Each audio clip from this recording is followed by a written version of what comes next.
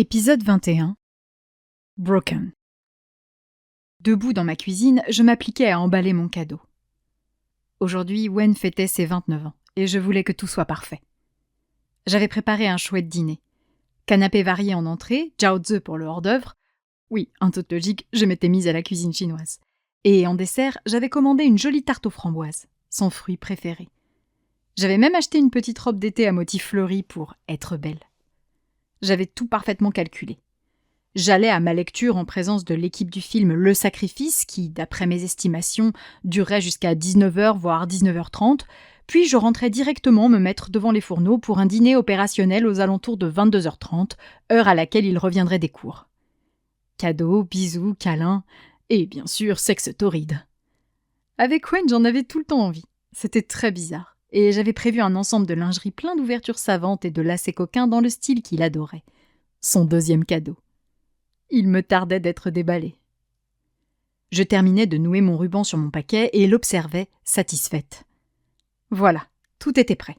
Plus qu'à attendre que passe Alice qui m'accompagnait à la lecture. Je dissimulais mon paquet dans un placard avant d'envoyer un petit message à mon birthday boy. De Daphné. Voilà, mon cadeau est emballé, ton gâteau est au frais, la farce des jiaozi est prête. Il ne manque plus que toi. Mon message venait tout juste de partir quand mon téléphone se mit à sonner au creux de ma main. Il s'agissait d'Alice qui voulait me faire comprendre qu'elle m'attendait en bas de chez moi. Je récupérai une veste que j'enfilai en sortant de l'appartement et descendis la retrouver. Elle était garée en double fil, juste devant mon immeuble. « Hé, ma grande !» me salua-t-elle. « Prête à rencontrer tes futurs collègues ?» « Impatiente, oui, » répondis-je en faisant claquer la portière derrière moi. Alice sourit en s'insérant dans la circulation. « Bon, les dates sont posées. Le tournage commence à Lille le 26 juin. »« Génial, ça me laisse un mois pour bien me préparer.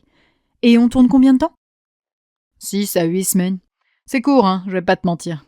Du coup, j'ai prévenu la Warner que tu ne serais pas au Comic-Con cette année. »« Ah oui, merde.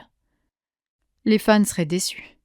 Et j'allais encore morfler sur les réseaux. »« C'est exceptionnel, tu feras celui de l'année prochaine. » « La production n'a rien dit ?» m'inquiétai-je. Alice fit la moue. « Ils auraient préféré que tu y sois, c'est sûr, mais ils n'avaient qu'à mettre cette obligation de présence dans ton contrat. Hein. Et puis, je crois qu'ils ont d'autres chats à fouetter. » Je serrai les mâchoires. Oui, j'ai cru comprendre que la fin de tournage avait été compliquée. J'avais eu quelques échos par Summer qui m'envoyaient régulièrement des messages galants. Depuis mon départ de Bray, la guerre était ouvertement déclarée entre Noam et Michael, à tel point que le studio avait dû intervenir. Entre le fiasco James et le scandale évité de peu avec le chorégraphe, les bisbilles avec Noam avaient été la goutte de trop pour les producteurs, et il se murmurait que le montage final serait confisqué à Michael. L'affront ultime pour tout réalisateur investi. Mon portable frémit. Je m'empressai de consulter le message que je venais de recevoir. De Wen. J'ai hâte de te retrouver. Ça, c'est Monsieur Wen, s'amusa Alice.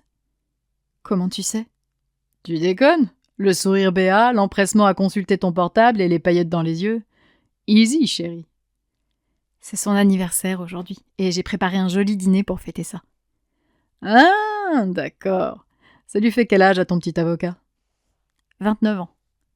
Alice ricana. Exactement comme moi. Je ne pus m'empêcher d'éclater de rire. Alice, 29 ans ? Mais bien sûr. Eh oh, je pourrais mal le prendre, là, fit-elle mine de s'offusquer.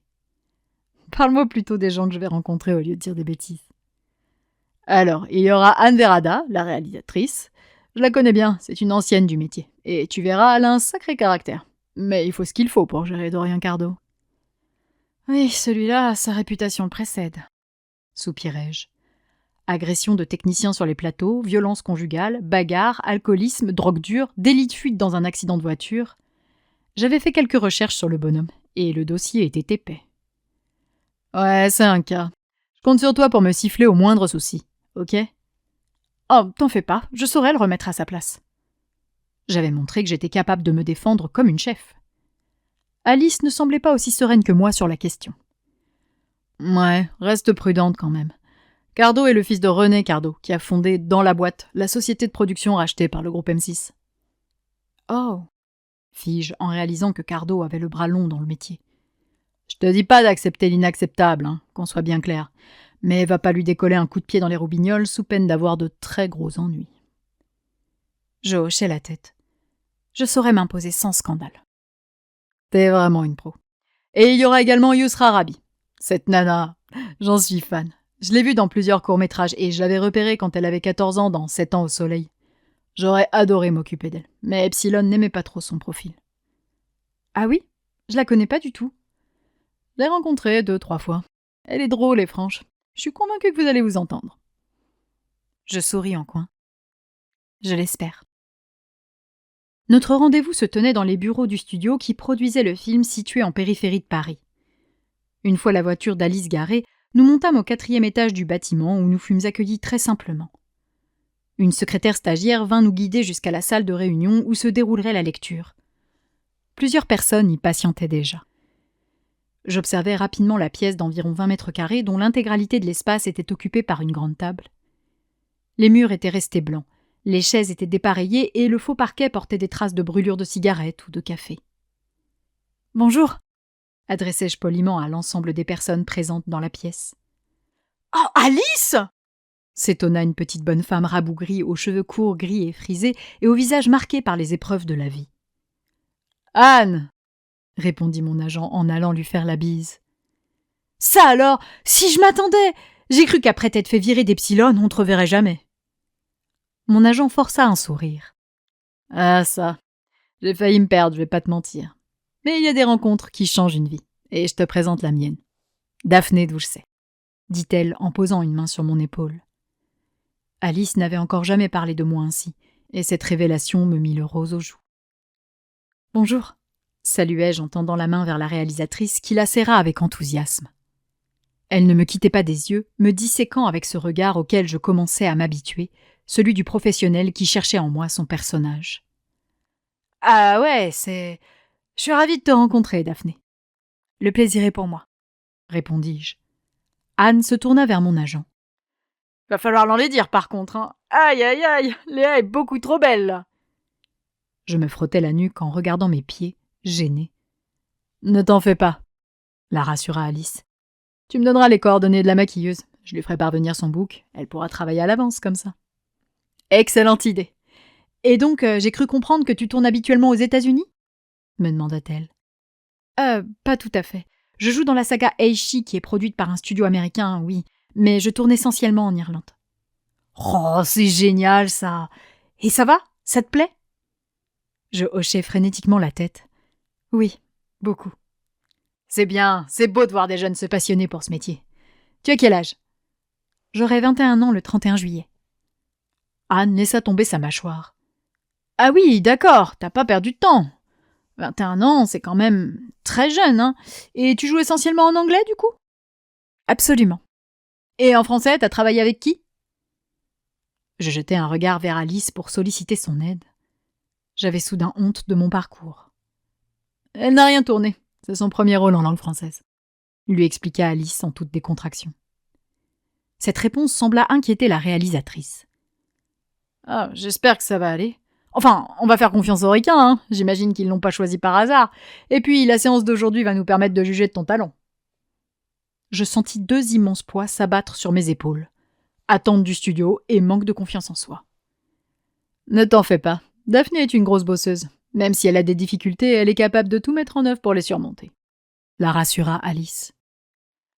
Tu t'es formée ou t'as fait ça sur le tas ? Me demanda Anne, que mon parcours peu banal semblait intriguer. Non, j'ai pris des cours. À ce moment-là, j'avais la voix de mon professeur de théâtre classique dans l'oreille. Je te donne des rôles à ton niveau, ton tout petit niveau. J'eus une montée d'angoisse. Daphné ? M'appela mon agent. Je secouai la tête pour me débarrasser de cet humiliant souvenir. Pas le moment, Daphné. Pas le moment du tout. Oui. Je te présente Yousra. Yousra, voici Daphné. Yousra Rabi était toute petite, 1,55 m grand maximum. De corpulence moyenne, elle avait de magnifiques cheveux bruns bouclés aux reflets roux et de grands yeux noirs très expressifs. Elle était avenante et rayonnante, impossible de ne pas ressentir sa joie à se trouver ici aujourd'hui. Oh là là, je suis si contente de te rencontrer, si tu savais. Quand on m'a dit que j'allais tourner avec toi, j'ai sauté au plafond. Mais vraiment, hein, Zulfi s'est moqué de moi, je te dis que ça. Je souris, touchée par ces mots qui tombaient à pic.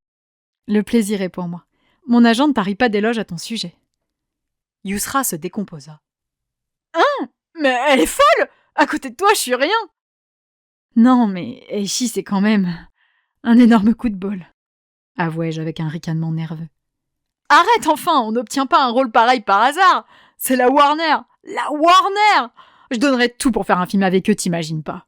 Hollywood, la promo aux États-Unis, les acteurs. Parce que dans Eishi, tu côtoies des monstres du cinéma international.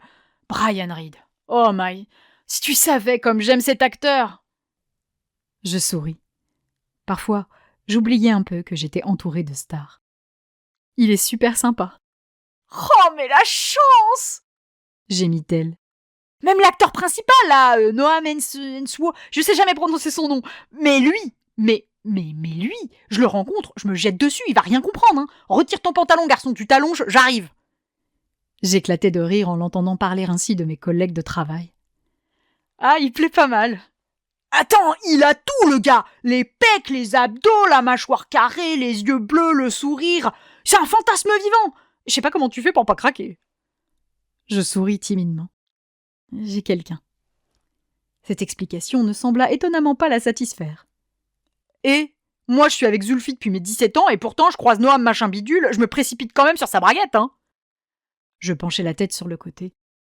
Ouais, mais non, je suis plutôt du genre exclusive. Ça fait longtemps que t'es avec ton copain ? 1 an et quelques semaines, répondis-je, le rose aux joues. Le temps filait à une vitesse affolante quand on était heureux. Pas mal. Moi, ça fait 10 ans que je me coltine le mien, on n'en est pas au même stade. Peut-être qu'un jour tu seras plus ouverte sur la question. 10 ans ? M'étonnai-je. Tu as 27 ans. Ah, c'est amusant parce que dans le sacrifice, Salma a 17 ans et mon personnage en a 26. On a inversé les rôles. Ouais, mais c'est normal, je suis une Lilliputienne à côté de toi. Il n'aurait jamais accepté que ce soit moi l'aînée, la plus mature, la plus avisée, même si ça aurait été ultra révolutionnaire. Je fis la grimace. Avisée. Léa est quand même bien paumée. Hein. Ouais, disons plus comme une mère, le genre avec des faiblesses et qui commet plein d'erreurs, tu vois. Je penchai la tête sur le côté. Une mère. Voilà bien un truc que je maîtrisais mal. Je vois pas trop, non, reconnus-je. Mais c'est pas grave, je vais composer. Ah, je suis certaine que tu vas assurer. T'es une actrice d'Eishi, forcément que tu vas roxer du poney. Les 2 poids sur mes épaules s'alourdirent d'un coup. J'ouvris la bouche pour nuancer, expliquer à Yousra que mon expérience restait très modeste malgré les apparences, mais je n'eus pas le temps de prononcer un mot. Alors, c'est laquelle que je baisse face caméra ? Lança bien fort Dorian Cardo qui venait de franchir la porte de la salle de réunion. Une entrée raffinée. Dorian était l'archétype du jeune acteur blanc français. La trentaine dépassée, grand et maigre, le visage émacié orné d'une toute petite moustache, il portait ses cheveux châtains mi-longs à peine coiffés. Les cernes sous ses yeux et ses dents jaunies laissaient deviner ses addictions, et il empestait l'arrogance et le mépris. Même si, en inspirant plus fort, on pouvait sentir la peur et la faiblesse. Quelques ricanements retentirent depuis le troupeau de second rôle masculin qui se tenait au fond de la pièce. Les femmes, elles, ne rirent étonnamment pas. « Bah, les deux, en fait !» répondit Anne avec flegme. Elle toisait Cardo sans sourire, les 2 mains dans les poches de son jean, pas du tout impressionnée par le bonhomme. Et je compris soudain sa stratégie. Dorian voulait choquer, provoquer. Dorian cherchait à asseoir sa domination. Et la meilleure réponse était effectivement de ne pas réagir. J'aimais déjà cette femme. Cardo ne sembla pas pour autant décontenancé par le flop de sa blague, et se tourna vers Yousra et moi. « Bon, alors, montrez-moi un peu ce qu'on a là. »« Ah oui, joli !» dit-il en faisant glisser son regard de mes seins à mes fesses qu'on apercevait à peine sous mon sweatshirt. « Ça va être bon de taper là-dedans. Et là... » Je me sentais sale tout à coup. Burk. Dorian pivota en direction de Yousra qui le fixait froidement. Elle avait un visage très expressif et difficile de ne pas deviner le fond de sa pensée à cet instant. « Oh putain, la minorité visible. Celle-ci, il faudra que je fasse gaffe pour pas vomir quand je vais montrer dessus. » Dorian rit à sa propre blague. Yousra sembla légitimement piqué par l'attaque. Espèce de remard! T'as cru que j'avais envie que tu me touches? T'as cru que ta gueule, elle me donnait pas la gerbe à moi? Enchaîna-t-elle vivement. Dorian plissa les yeux avec un sourire cynique. Il était ravi de la réaction de Yousra. Il voulait le chaos. Elle va descendre d'un ton, la beurette. Déjà qu'on est bien gentil de l'avoir invitée, alors qu'elle commence pas à faire chier. Il se tourna vers l'homme qui l'accompagnait, probablement son agent. C'est chiant maintenant. T'as plus une production sans être obligé de t'en coltiner un. Ah ouais, décidément, avec ce mec, on pouvait remplir la grille du bingo des connards. Hein. Yousra se tenait debout, les poings serrés, prête à riposter. Bon, maintenant que t'es arrivé, Dorian, on va pouvoir commencer la lecture, hein? Intervint Anne pour couper court à toutes nouvelles insultes. Ton père nous rejoint ou pas? La question sembla déplaire à Cardo, et cela n'avait rien d'étonnant.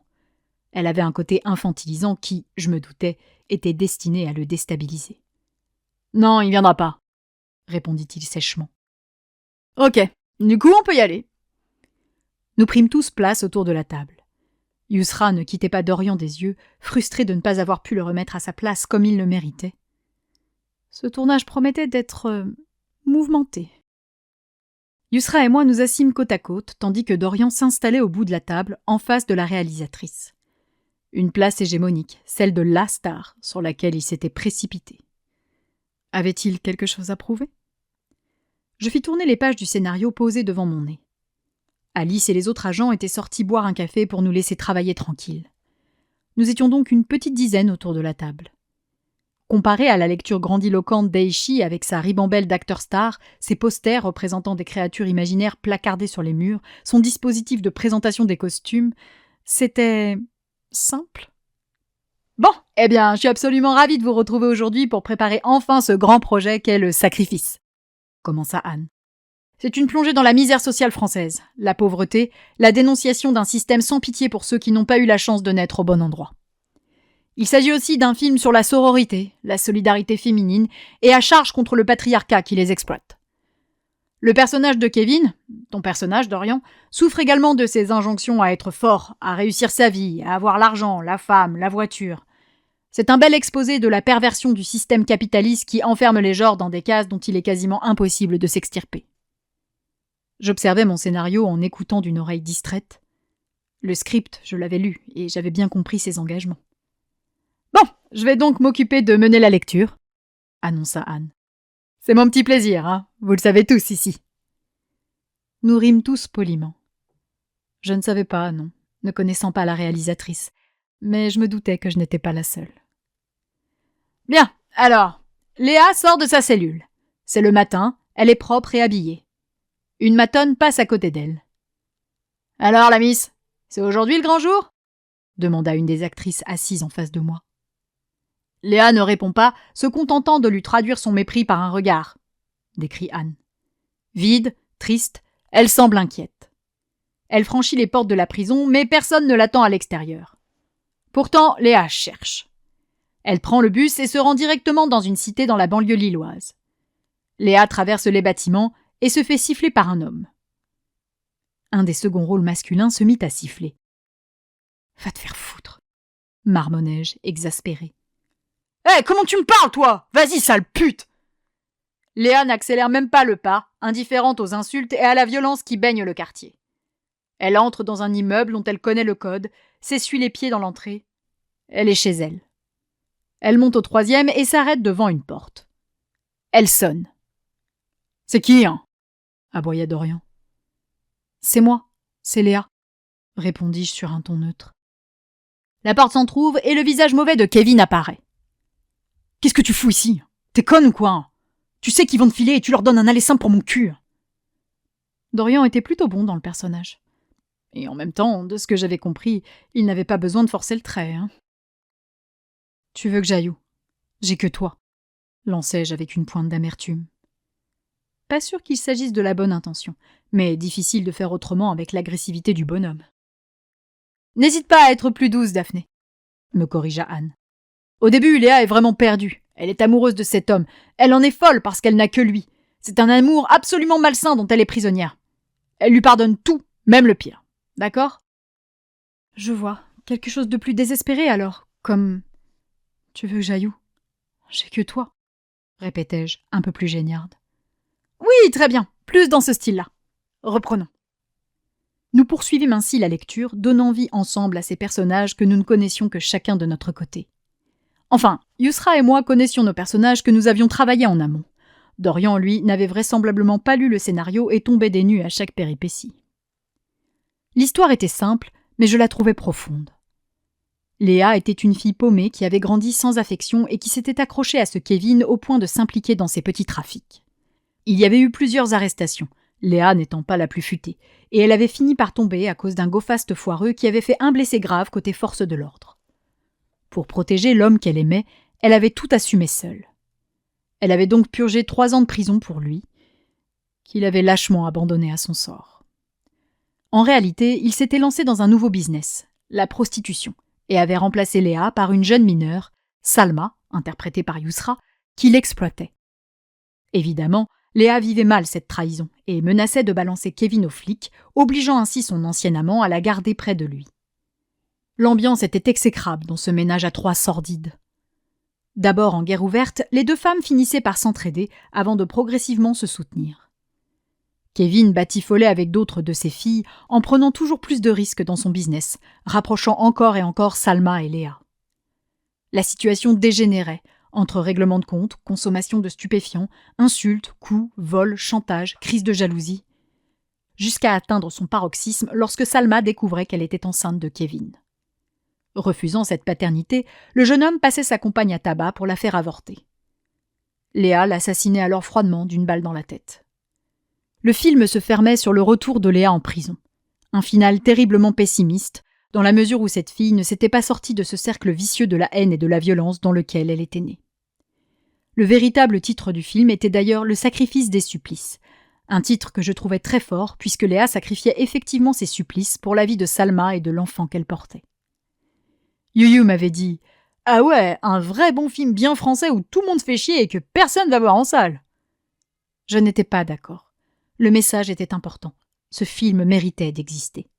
« Bon, eh bien, je pense que tout fonctionne, » conclut Anne. « On a encore 2-3 repérages à faire dans la banlieue Lille, mais autrement c'est bouclé. On devrait commencer par la prison avec Daphné, si tout va bien. » Je lui souris, soulagée. J'avais passé l'épreuve de la lecture. On comptait sur moi pour tourner. « Oui, il me tarde. »« Moi aussi !» répondit-elle avec enthousiasme. Tout le monde se leva pour quitter la salle dans un bruit de chaises assourdissant. Je jetai un rapide coup d'œil à l'heure sur mon téléphone portable. Il était 19h40. Le temps de rentrer chez moi, de me changer, de préparer mes jauzeux. C'était juste, mais ça devrait le faire. Alice arriva dans mon dos. « Il propose d'aller dîner avec Cardopère », me glissa-t-elle discrètement. Je me décomposais. « Quand ? Ce soir ?» Elle approuva d'un hochement de tête, parfaitement consciente du dilemme. Je voulais être avec Wen pour ce jour important, lui qui n'oubliait aucun de nos anniversaires. Mais en même temps, une soirée avec un producteur d'un grand studio français, c'était l'occasion de me montrer, d'exister dans le milieu. Ma carrière pourrait en pâtir si je ne me rendais pas à ce dîner. Mais Wen comptait sur moi. Il avait hâte de me retrouver. « Daphné, si tu préfères faire l'impasse, je peux trouver quelque chose. C'est toi qui décides. » Tenta de me rassurer Alice sur un ton neutre. Je voyais bien qu'elle faisait attention à ne pas laisser filer un regard ou un rictus qui aurait pu influencer ma décision. Mais ce stoïcisme me permit de comprendre ce que je devais faire. Je vais appeler Wen pour l'avertir que je rentrerai tard. J'espère qu'il se montrera compréhensif, s'inquiéta Alice. J'espère aussi. Je choisis son numéro de téléphone et lançai l'appel. Étant donné l'heure, il était dans le rush des transports entre le cabinet et le centre de formation. Il ne décrocherait pas, je le savais. Je tombai donc directement sur son répondeur. Le bip s'enclencha. « Oui, Wen, c'est moi. On m'a proposé de dîner avec l'équipe du film et j'ai peur que ça me porte préjudice si je n'y vais pas. Je sais qu'on avait prévu une soirée à 2 et crois-moi, j'avais vraiment très envie d'être avec toi ce soir, mais c'est une occasion en or de sympathiser avec quelques personnes du milieu français tout en préparant le tournage. Je suis désolée et je comprendrais que tu sois en colère. Pardon, je te promets de me rattraper dès que je suis rentrée. Je t'aime. Bisous. » Je raccrochais en faisant la grimace. Pas terrible. Mais Wen était un mec génial. Il allait forcément comprendre. Bien sûr qu'il allait comprendre. Bien sûr, oui. Oui. Daphné, on y va ? S'enquit Alice. Je pris une profonde inspiration, déterminée. Au pire des cas, je me ferai pardonner sous la couette. Hein. J'arrive. Je sortis de l'immeuble avec Alice et le reste de l'équipe. Nous optâmes pour une brasserie située un peu plus loin dans la rue. Je ne parlais plus, triturant mon portable dans tous les sens, dans l'attente d'une réaction. « Calme-toi », m'ordonna Alice derrière sa cigarette. « C'est son anniversaire et il comptait probablement sur moi pour… » Je m'arrêtais en sentant mon portable vibrer. De Wen. « J'ai eu ton message, pas de souci. Passe une agréable soirée et à tout à l'heure pour le gâteau. » Je retrouvai le sourire. « Alors ?» demanda Alice, soucieuse.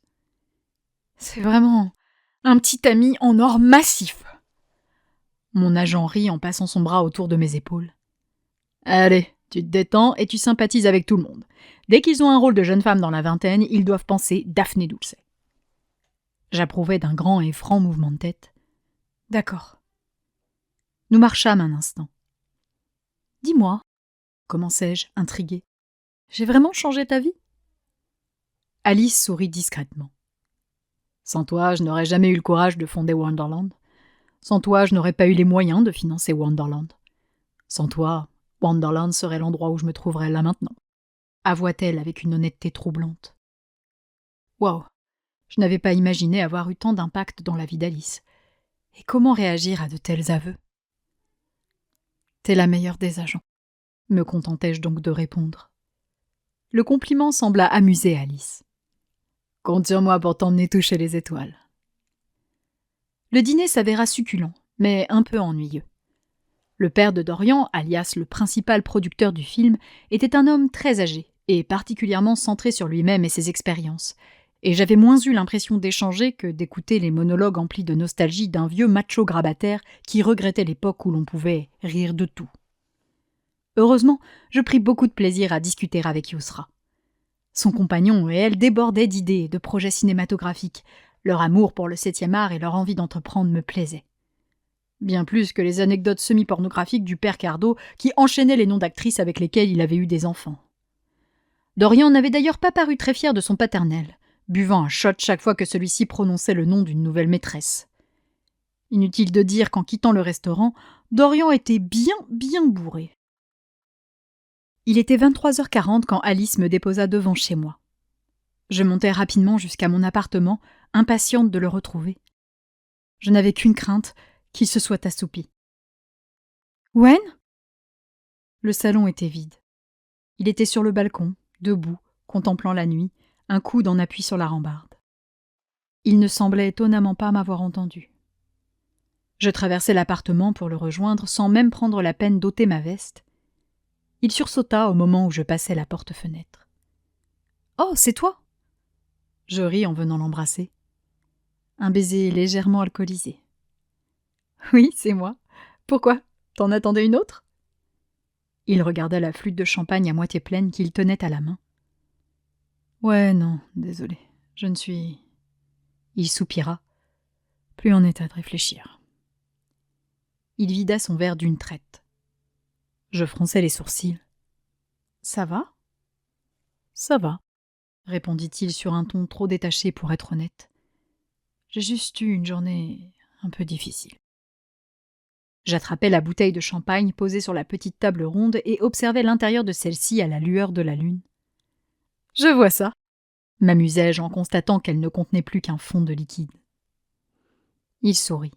« Désolé d'avoir commencé la fête sans toi. De ton côté, ça s'est bien passé ?»« Oui, très bien. La réalisatrice a une sacrée personnalité et déborde d'idées. Ça me paraît très judicieux pour un tel film. Dorian a l'air d'être aussi con que son père. Et Yousra et moi, on est déjà copines. » Oh, c'est bien ça. J'abandonnai ma veste sur une des chaises pliantes en bois exotique installées près de la table. Le tournage s'annonce périlleux mais passionnant. Je tourne une partie des scènes au centre pénitentiaire de l'île Los Segdin dans le quartier pour femmes, et l'autre partie sera tournée dans une ZAC désaffectée tout près de l'île. On sera logé dans un tout petit hôtel. Bref, ça va me changer de bray. C'est certain, mais ça risque d'être une expérience très enrichissante. Exact. Il baissa les yeux sur son verre. Je le reconnaissais à peine ce soir. Et toi, raconte-moi comment s'est passée cette journée d'anniversaire. Oh, moi, soupira-t-il. J'ai été bosser, je me suis fait engueuler. J'ai continué à bosser, on m'a félicité. J'ai reçu des tas de messages et d'appels pour mon anniversaire. William, Guillaume, Anna, Ting, Priti, Dan, Ray, mes parents. J'ai été en cours, puis ma sœur m'a appelé. Et quand je suis arrivée ici, j'ai eu envie d'ouvrir le champagne. Je grimaçais, une main réconfortante lui tapotant le dos. Ah, Yue. Elle a été si dure que ça? Il haussa une épaule. Tu la connais? Je la connais, en effet, le rassurai-je avant de déposer un baiser sur sa joue. Tu as mangé, j'imagine? Oui, mais je t'ai attendu pour le gâteau. Parfait, mais d'abord, cadeau! Je retournai dans l'appartement en sautillant. Ne me dis pas que tu as encore dévalisé un magasin Lego, souffla Wen en m'emboîtant le pas. Parce que je ne parviens plus à suivre là. Je n'ai même pas fini de monter ceux de l'année passée. Non, je ne suis pas allée chez Lego cette fois. J'allai jusqu'à la cuisine où je récupérais son cadeau avant de le rejoindre au salon. Il sourit comme un gamin en apercevant le petit paquet bleu marine. Tu n'étais pas obligée, Daphné. Arrête, Wen, c'est ton anniversaire. Évidemment que j'allais te faire un cadeau. J'avais d'ailleurs prévu une super soirée, reconnus-je, un peu honteuse. Je suis désolée d'avoir dû annuler. Ne t'excuse pas, voyons. Je comprends parfaitement. J'aurais probablement fait la même chose à ta place. J'échangeai un sourire complice avec lui. J'avais tant de chance de l'avoir près de moi, lui qui savait ce que c'était d'avoir un travail qui compte. Joyeux anniversaire, Wen. Je lui tendis mon paquet. Il s'en saisit, ravi. Merci. Il se débarrassa du papier qu'il abandonna sur la table basse avant d'ouvrir prudemment le coffret. Il se figea, les yeux écarquillés. « Elle te plaît ?» interrogeai-je, inquiète. « Mais tu es folle, enfin !» s'affola-t-il. « Mais tu aimes !» Il extirpa la montre de sa boîte. J'avais fait fort. Une montre de collection suisse dans un style années 70 à cadran doré et au bracelet en cuir noir. Le prix ? 5 chiffres. Simple, sobre et élégante, une montre à son image. « J'adore !» dit-il, concentré sur son ancienne montre dont il était en train de se défaire. « Jamais je n'ai même osé espérer en posséder une. C'est beaucoup trop, t'es dingue !» Il abandonna son ancienne montre sur la table basse, un joli modèle un peu abîmé par le temps, et s'appliqua à nouer la nouvelle autour de son poignet. « Waouh, elle est magnifique ! C'est un poil trop pour moi, non ?» s'amusa-t-il. J'avais du mal à tenir en place, sentant que sa joie était sincère. « Je suis tellement contente qu'elle te plaise ! J'avais peur d'avoir mal choisi parce que tu m'avais parlé des montres Tiger alors que je l'avais déjà payée et que j'attendais son arrivée. J'ai paniqué, je me suis dit que t'allais pas... » Je fus interrompu par ses lèvres venues se coller aux miennes. Voilà le genre d'initiative qui ne ressemblait pas du tout à Wen. Je posai une main sur sa joue et répondis langoureusement à ses sollicitations. Lorsqu'il s'éloigna enfin, il respirait vite, l'œil légèrement vitreux et un drôle de sourire aux lèvres. « Merci, » dit-il tout bas. Il me fallut 5 secondes pour réagir, un peu groggy par ce bisou, séduisant mélange d'affection, de gratitude et d'un soupçon de désir. « Merci. » Je secouai la tête pour me reprendre. « Je veux dire, de rien. » Mon attitude le fit rire. « Tu es tellement génial, » souffla-t-il en me dévorant des yeux. « Et toi, tu as bu trop de champagne. Va t'asseoir, j'apporte le gâteau. » Je l'abandonnai au milieu du salon pour retourner en cuisine. Je sortis du réfrigérateur la tarte à la framboise que j'avais été acheter en début d'après-midi et la découpai en 4 parts égales. J'en fis glisser 2 sur des assiettes et disposai une petite bougie jaune sur l'une d'entre elles. J'allumai celle-ci avant de le rejoindre, mes 2 assiettes dans les mains. Il était assis sur le canapé, observant avec fascination mon cadeau qu'il avait au poignet. « Elle est vraiment sublime. Tu sais qu'il existe près de... » Il s'était interrompu en apercevant la bougie. « Je chante ou pas ?» demandai-je taquine. « Épargne-toi cette peine, » rit-il. Il récupéra sa part de gâteau dont il souffla la bougie. Celle-ci s'éteignit du premier coup. « Bravo, j'espère que t'as fait un vœu. » Son sourire tomba. « Oui, mais Je crains qu'il ne se réalise jamais. L'euphorie qu'avait entraîné mon joli cadeau s'était dissipée pour laisser place à une ambiance lourde et pesante. Wen fixa la part de gâteau un instant avant de l'abandonner sur la table devant lui, près de son verre vide. Je m'assis à côté de lui, inquiète. « Hey, qu'est-ce qui ne va pas ? Je vois bien que quelque chose te tracasse. » Depuis le mariage de Guillaume, où je n'avais malheureusement pas pu l'accompagner, il avait souvent des moments d'absence, des moments où il semblait sombre. Enfin, ça n'avait jamais été à ce point. Il ne répondit pas, les yeux rivés à sa part de tarte intacte. « C'est ma faute, c'est ça ?» supposai-je. « C'est parce que je t'ai laissé tomber ce soir ?» Il secoua la tête. « Non, ça n'a rien à voir, rassure-toi. C'est juste que... » Que ? Il déglutit péniblement. Je me pose des questions. À quel sujet ? Sur l'avenir, sur les choix que j'ai faits. Je fronçai les sourcils. Tu penses t'être trompée ? Non, juste que quand je te vois heureuse, motivée, toujours prête à apprendre, à en faire plus, je me demande si je n'ai pas atteint mes limites.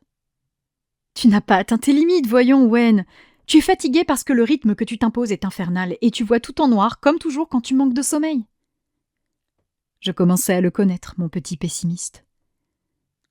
Ouais, fit-il, manifestement pas convaincu. Repense à tout ce que tu as accompli. Sciences Po, ton doctorat, ton année à Shanghai, ton CAPA, ce poste incroyable que tu occupes. C'est extraordinaire tout ce que tu as déjà fait. Il secoua doucement la tête. Je ne sais pas. J'y suis presque. Je suis à 2 doigts d'atteindre l'objectif sur lequel j'ai eu les yeux rivés toute ma vie. Et je crois que j'ai peur de perdre l'envie. Pourquoi continuer ensuite ? Quel sera le but ? Je posai une main sur sa nuque. Il semblait un peu tristounet ce soir, et l'alcool n'avait rien arrangé. Grandir, t'épanouir, aller plus haut, réussir encore et encore. Il y a tellement de nouveaux objectifs à se fixer. Il se tourna dans ma direction, plongeant ses beaux yeux bruns en plus profond des miens. Mon pouls prit de la vitesse. Comme toujours avec Wen, un regard valait 1000 mots. J'étais son avenir. Peut-être. Il se pencha vers moi pour m'embrasser. Je m'affalai dans mon canapé en l'emportant avec moi. Tous les deux, seuls, un soir d'anniversaire, avec le programme que je nous avais initialement prévu, les choses auraient dû dégénérer en sexe passionnel. Mais non, nous n'étions que douceur et caresse à ce moment-là. Nous avions juste besoin d'affection. Il s'éloigna pour reprendre son souffle. Il m'observa longuement, la tête en appui contre le dossier du canapé. Il semblait épuisé. « J'aurais tant voulu t'aimer le premier », souffla-t-il tristement. Je ris. « Ah, moi aussi j'aurais aimé que tu sois le premier. Ça m'aurait évité de perdre mon temps avec Erwan. » Il ne répondit pas, se contentant de venir se blottir contre moi. Je ne bougeai pas, surprise. « Je t'aime, et j'ai peur. Si peur, » confessa-t-il dans un murmure. Wen ne faisait jamais ça, et sa détresse me mit les larmes aux yeux. Je posai une main rassurante sur son épaule, tandis que l'autre glissait naturellement dans ses cheveux. « Je t'aime, Wen. » Je l'embrassai sur le front. « N'aie pas peur. » Il soupira au creux de mes bras, la tête sur ma poitrine. Nous restâmes là, enlacés, jusqu'à ce que le sommeil vienne le chercher. J'ignorais pourquoi, mais je sentais que j'avais raté quelque chose d'important ce soir. C'était une bien triste soirée d'anniversaire.